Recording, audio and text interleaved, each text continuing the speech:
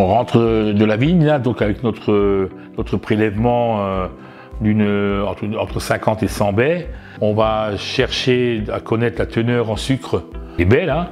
Et pour faire ça, donc on utilise un réfracto. Voilà. Réfracto, c'est un appareil pas très compliqué. Et ce réfractomètre nous indique directement, parce qu'il transforme la mesure du sucre en degré d'alcool probable.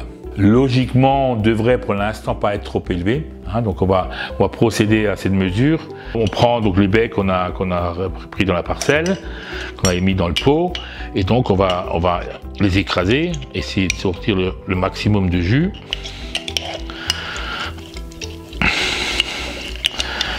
Voilà. Bon, chacun a sa technique, hein. Moi j'ai toujours fait ça comme ça avec des pots de confiture. On recycle comme on peut, hein.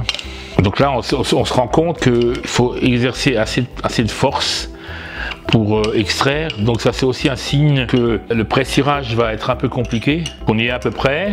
Alors d'abord, on va nettoyer le réfracto.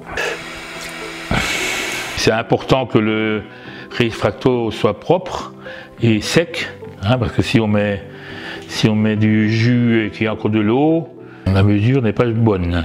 On prend notre jus, qu'on verse donc sur le réfracto. Voilà. On ferme le petit capuchon. Et donc là, on est actuellement à 12, à bon 12. Ça confirme un tout petit peu ce qu'on avait ressenti dans la parcelle. Logiquement, un bon pinot gris, il faut être aux alentours de 13. Allez, 13,5. Dans l'espace d'une semaine, 10 jours, une dizaine de jours, on sera peut-être au degré. On revérifiera début de semaine pour savoir où on en est. Mais pour l'instant, on ne peut pas vendanger cette parcelle. Vous avez participé donc à ce contrôle de maturité, si on peut appeler ça ainsi. On s'est rendu compte que bon, pour l'instant, les raisins sont très beaux. Hein, on a rarement des aussi beaux raisins. Il faut encore patienter un petit peu.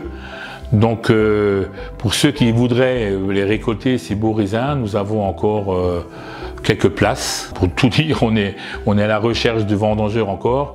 Donc, si ça vous intéresse, n'hésitez pas à prendre contact avec nous.